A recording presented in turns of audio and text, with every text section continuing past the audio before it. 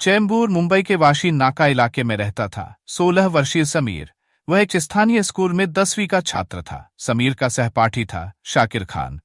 वह भी चेंबूर के वाशी नाका इलाके में अपने परिवार के साथ रहता था। समीर की तरह शाकिर भी अपने माता पिता की इकलौती संतान था। उसके पिता का नाम जाकिर खान और माँ का नाम राहत था। हम उम्र और सहपाठी होने के नाते शाकिर और समीर में गहरी दोस्ती थी। दोनों एक ही इलाके में रहते थे, इसलिए उनका एक दूसरे के घर जाना आना था। शाकिर समीर के घर कम ही आता था, जबकि शायद ही कोई दिन ऐसा गुजरता हो जब समीर शाकिर के घर हाजिरी न देता हो। इसकी वजह थी शाकिर की अम्मी राहत। समीर को घर आया देख वो खुश हो जाती। वह लपक कर उसे गले से लगा लेती। अरे वाह, मेरा समीर आ गया। हाय अल्लाह, जरा सी धूप में ही गुलाब सा इसका चेहरा कैसा कुम्हला गया। वह पल्लू से उसका मुंह पोंछने लगती। तू बैठ, मैं जूस या शरबत लेकर आती हूँ, साथ में कुछ खाना हो तो बोल। समीर राहत से इस कदर घुला मिला था कि संकोच जैसी चीज नहीं रह गई थी। कुछ खाने का उसका मन होता तो निस्संकोच कह देता। राहत समीर को खूब खिलाती पिलाती और उसके पास बैठकर ढेर सारी बातें करती। जब वह जाने लगता तो एक बार फिर उसे गले लगाती। कहती, समीर तेरे फूले गाल रसगुल्ले जैसे हैं, जब तक मैं इन्हें चूमूं नहीं करार नहीं आता। समीर अपना गाल आगे बढ़ा देता। शाकिर पास खड़ा होता तो राहत आहिस्ता से किस करके समीर के सिर पर हाथ फिराती, खुश रहने का आशीर्वाद देती और फिर आना कहकर विदा कर देती। उन दोनों का प्रेम देखकर शाकिर कहता, यार समीर, अम्मी तो तुझे मुझसे भी ज्यादा प्यार करती है। वह हंसने लगता। सच कहूं या कभी कभी मुझे तुझसे जलन होने लगती है। समीर भी हंसने लगता। मैं मिसेज राहत खान का सगा बेटा हूं और तू गोद लिया, इसीलिए वह मुझे ज्यादा चाहती है। शाकिर ठहाका लगाने लगता। शाकिर नहीं होता तो राहत समीर के गाल को पहले गुनगुनी सांसों से सहलाती, फिर होंठ किसती, उसके बाद धीमे धीमे कई बार गाल चूमती। कभी कभी गाल को रसगुल्ला कहकर वह उसे मुंह में भी भर लेती। समीर का गाल थूक से सन जाता, मगर वह इसका बुरा नहीं मानता था। थूक सना गाल राहत खुद ही दुपट्टे के पल्लू से पोंछकर साफ कर देती। इसके बाद खर्च के लिए वह कुछ रुपए समीर की जेब में डाल देती। राहत के प्रेम से समीर अभिभूत था। अपने माता पिता से वह उसकी प्रशंसा करते नहीं अधाता था। यही कारण था कि जब शाकिर आता तब अकबरी उस पर स्नेह एवं ममता उड़ेलने में कसर नहीं छोड़ती। वह भी कुछ रुपए देती। समीर को भी वह समझाती, शाकिर के घर तू ज्यादा मत जाया कर, वरना उसकी माँ समझेगी कि अच्छा खाने पीने और पैसे के लालच में आता है। समीर माँ से वायदा करता कि आइंदा वह महीने में एक आध बार ही शाकिर के घर जाएगा। अपने वायदे पर वह 4 दिन भी कायम नहीं रह पाता। कभी राहत की मोहब्बत समीर को उसके घर खींच ले जाती, कभी राहत ही उसे फोन करके बुला लेती। बेटा समीर आओ ना, तुम्हें देखने को मेरी आंखें तरस रही है। स्कूल की छुट्टी होने के बाद सीधे मेरे ही पास आना, मैं भी तो तुम्हारी माँ हूँ। माँ बेटे के रिश्ते की बात होती तो समीर राहत के पास पहुंच जाता। राहत खुश हो जाती। वह समीर को गले लगाकर प्यार करती, गाल चूमती, खिलाती पिलाती और खर्च के लिए कुछ रुपए उसकी जेब में डालकर विदा करती। घर आकर समीर अपनी माँ को यह सब बताता तो अकबरी भी शाकिर को बुलाकर खिलाती पिलाती और खर्च के लिए पैसे देती। अकबरी का विचार था कि वह राहत का हिसाब बराबर कर रही है, मगर वास्तव में ऐसा नहीं था। राहत की न नीयत साफ थी, न इरादा नेक था। उसके दिमाग में काली खिचड़ी पक रही थी। जनवरी 2015 के आरंभिक दिनों की बात है। समूचा उत्तर भारत कड़ाके की ठंड की चपेट में था, जबकि मुंबई में केवल रात को मामूली ठंड होती थी। दिन गर्म होते थे और घरों में पंखे चल रहे थे। समीर को शाकिर से कुछ नोट्स लेने थे, इसलिए एक दोपहर वह उसके घर जा पहुंचा। घर में राहत अकेली थी। समीर को देखकर राहत का दिल बाग बाग हो गया। उसने झट से उसे गले लगा लिया और हमेशा की तरह उसके गाल को रसगुल्ला बनाकर मुंह में भर लिया। राहत ने समीर का गाल चूसा, हौले हौले दांत गड़ाए, फिर गाल छोड़ दिया।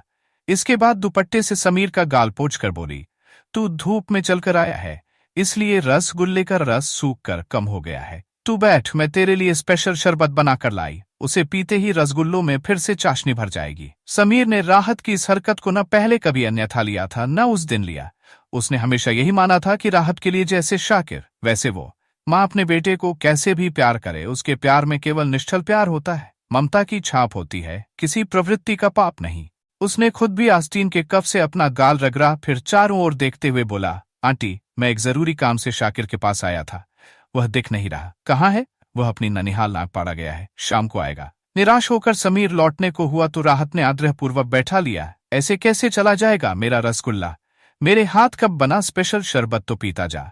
समीर जानता था कि शरबत पिए बिना उसे छुटकारा नहीं मिलने वाला, इसलिए इच्छा न होते हुए भी वह बैठ गया। 5-7 मिनट में राहत ट्रे लेकर कमरे में दाखिल हुई। ट्रे में ठंडे मीठे शरबत के 2 गिलास रखे थे। राहत ने ट्रे से एक गिलास उठाकर समीर को दिया और दूसरा गिलास स्वयं लेकर सिप करने लगी।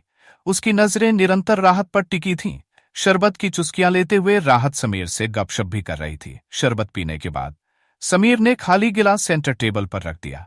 वह वहां से जाना चाहता था, मगर राहत की बात खत्म होने का नाम नहीं ले रही थी और बीच में ही उठकर जाना समीर को अशिष्टता प्रतीत हो रही थी। राहत की बातें सुनते और बैठे बैठे समीर को अपना सिर भारी होता प्रतीत होने लगा। पलकें बोझल होकर मुंदने लगी। समीर यूं महसूस करने लगा मानो उसके शरीर से दम निकल गया है। शरीर के किसी भी अंग पर उसका नियंत्रण नहीं रह गया, बस मस्तिष्क चैतन्य रहा। समीर ने आंखें बंद करके सोफे की पुष्ट से सिर टिका लिया। इसके बाद कानों में पड़ी आवाज से उसने महसूस किया कि राहत मकान का दरवाजा भीतर से बंद कर रही थी। दरवाजा बंद करके राहत सोफे पर नीम बेहोश पड़े समीर के पास आई। उसे हिलाया डुलाया, पुकारा, समीर बैठे बैठे सो क्यों गए? जागो, आंखें खोलो। समीर का मस्तिष्क जागृत था। उसने थोड़ी सी आंखें खोलकर राहत को देखा और बेहद धीमी आवाज में बोला, आंटी, न जाने मुझे क्या हो गया है। न आंखें खुली रख पा रहा हूं, न ठीक से बैठ पा रहा हूं। धूप में चलकर आए हो, इसलिए शायद तुम्हें गर्मी चढ़ गई है। राहत उसके सिर के बालों में उंगलियां फिराने लगी। कपड़े उतार कर कुछ देर बेड पर आराम कर लो, तबीयत ठीक हो जाएगी। आंटी, समीर को बोलना भी अब मुश्किल लग रहा था। मैं उठ नहीं सकता। कोई बात नहीं, मैं उठाकर बेड पर ले जाती हूँ। राहत खूबसूरत होने के साथ ताकतवर भी थी। उसने समीर को बाहों में उठा लिया और बेड पर ले गई। समीर को बेड पर चित लेटाने के बाद राहत उसकी शर्ट के बटन खोलने लगी। समीर बेहरकत लेटा रहा। बटन खोलने के बाद राहत ने समीर को दाईं बाईं करवट करके शर्ट उसके शरीर से उतार दी। इसके बाद बनियान भी जिस्म से अलग कर दी। समीर का जागा हुआ मस्तिष्क सोच रहा था, राहत आंटी उसके शरीर को शीतल करने का उपक्रम कर रही है। राहत ने समीर की पैंट भी खोलकर टांगों से निकाल दी। समीर के मन में खतरे की घंटी तब बजी।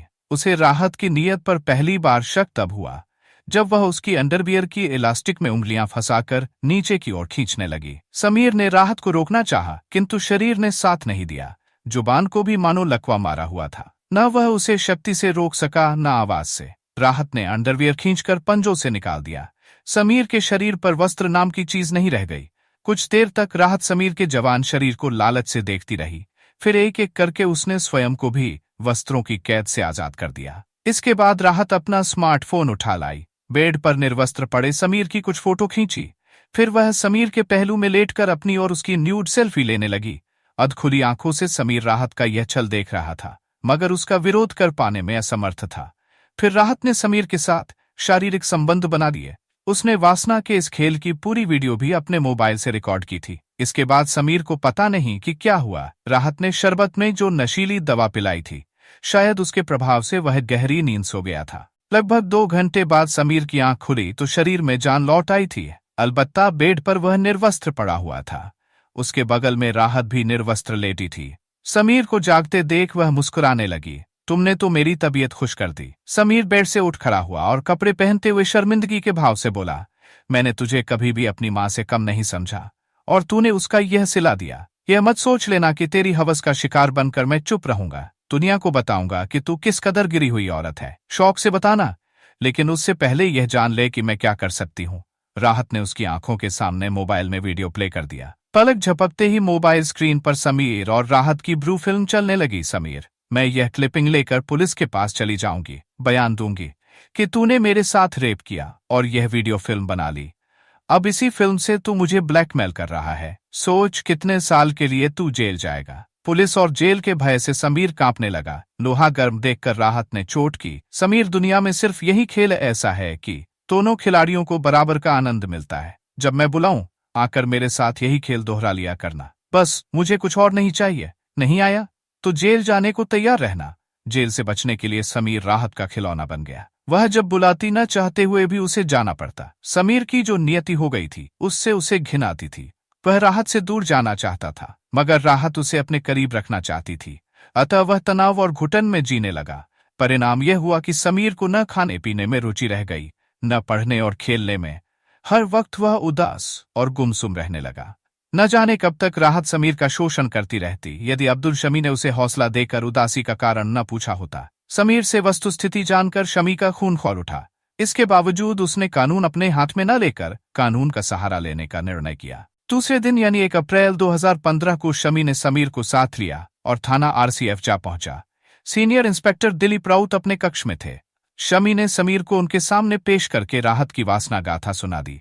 महिला द्वारा जवान लड़के का शोषण करने का यह प्रकरण अपने आप में अनोखा था, अतः राउत ने पूरे मामले से डीसीपी संग्राम सिंह निशानदार को अवगत करा दिया। उनके निर्देश पर थाना आरसीएफ में धारा 306 आईपीसी, धारा 4, 8, 12 पॉस्को के तहत प्रकरण पंजीकृत कर लिया गया। मुकदमा कायम होने के फौरन बाद समीर की निशानदेही पर पुलिस ने राहत खान के घर पर छापा मारकर उसे बंदी बना लिया। इसके बाद राहत को अदालत में पेश करके 4 अप्रैल तक के लिए उसे पुलिस रिमांड पर ले लिया गया। रिमांड अवधि में राहत से पूछताछ की गई तो वासना की मारी राहत के अतीत के कई काले पन्ने भी खुल गए। 38 वर्षीय राहत खान मूलतः मुंबई के ही उपनगर नागपाड़ा की रहने वाली थी। जब वह मात्र 18 वर्ष की थी तभी उसकी मां का इंतकाल हो गया था। इसके 2 वर्ष बाद ही पिता ने दूसरा निकाह किया और सौतेली मां लाकर राहत के सिर पर बैठा दी। राहत अपनी मां के बेहद करीब थी, इसीलिए उसने पिता की नई बीवी को मां का दर्जा नहीं दिया। राहत ने उसे मां नहीं माना तो सौतेली मां ने भी राहत को बेटी मानने से इनकार कर दिया। फलस्वरूप घर में छोटी छोटी बात पर बड़े बड़े क्लेश होने लगे। इन्हीं झगड़ों के नतीजे में राहत को सौतेली मां के साथ रहना असंभव लगने लगा तो उसने घर ही छोड़ दिया और एक नजदीकी बियर बार में बार बाला की नौकरी कर ली और कहीं पर रहने का बंदोबस्त भी कर लिया। घर वह कभी नहीं जाती थी, अलबत्ता पिता ही यदाकदा राहत से मिलने आ जाते थे। बताया जाता है कि बार बाला की नौकरी के दौरान ही राहत का चारित्रिक पतन आरंभ हुआ। देह की पवित्रता उसके लिए मायने नहीं रह गए। जो करारे नोटों की झलक दिखाता राहत उसके साथ चल देती। बड़ी उम्र के पुरुषों के बजाय उसे कम उम्र के लड़के अधिक भाते थे। कालांतर में राहत ने पिता से जायदाद में अपना हिस्सा मांगा तो उन्होंने इनकार कर दिया। इससे कुपित होकर राहत ने अपने पिता के खिलाफ बलात्कार का मुकदमा दर्ज करा दिया। पुलिस ने मामले की जांच की तो केस झूठा पाया। बूढ़ा बाप जेल जाने से बच गया। इसके बाद ही राहत के पिता ने उससे अपने सभी प्रकार के संबंध समाप्त कर लिए। पुलिस की पड़ताल में यह बात भी सामने आई कि राहत ने पिता ही नहीं पति पर भी बलात्कार का आरोप लगाया था। हुआ यह कि परिवार से संबंध समाप्त हो जाने के बाद राहत ने अपने एक प्रेमी जाकिर खान से विवाह कर लिया था। उससे ही शाकिर का जन्म हुआ था। आवारगी के चलते राहत के शौहर से पटी नहीं तो उससे मुक्ति पाने के लिए राहत ने थाना कुर्ला में बलात्कार तथा घरेलू हिंसा की रिपोर्ट दर्ज करा दी। इस केस में पुलिस ने जाकिर को गिरफ्तार भी किया था। कालांतर में राहत चेंबूर के वाशी नाका इलाके में रहने लगी। तब तक शाकिर 16 वर्ष का हो गया था। वह 10वीं में पढ़ता था। इसके बावजूद राहत अपना आचरण नहीं सुधार सकी। इसी दौरान शाकिर की दोस्ती समीर से हुई तो वह उसके घर पहुंचने लगा। नई उम्र के लड़के शुरू से राहत की कमजोरी रहे थे। उसने खूबसूरत समीर को देखा तो उसका मन डोल गया। समीर को लुभाने के लिए वह उसे स्वयं से लिपटाकर चूमने चूसने लगी। समीर राहत को मां समान मानता था, इसलिए उसकी किसी हरकत को अन्यथा नहीं लिया। समीर को ललचाने के लिए राहत ने उसे पैसा देना भी आरंभ किया, मगर इससे भी बात नहीं बनी। इसलिए उसने छल से समीर की देह जीती और उसे ब्लैकमेल करने लगी। पुलिस की पड़ताल में यह बात भी सामने आई कि समीर को बुलाकर राहत मकान का दरवाजा भीतर से बंद कर लेती थी। इस कारण पड़ोसियों को उन दोनों के संबंध पर संदेह था। कुछ पड़ोसनों ने राहत से समीर और उसके रिश्ते की बाबत पूछा तो राहत ने बताया कि समीर उसका प्रेमी है, दोनों के अवैध संबंध है और वह समीर के बच्चे की मां बनने वाली है। जल्द ही दोनों शादी कर लेंगे। आवश्यक पूछताछ तथा राहत का मोबाइल बरामद करने के बाद 4 अप्रैल को पुलिस ने उसे पुनः अदालत में पेश किया, जहां से उसे जेल भेज दिया गया। दोस्तों, कहानी पसंद आई हो तो वीडियो को लाइक करके कमेंट कर दें और चैनल को भी सब्सक्राइब कर लें। धन्यवाद।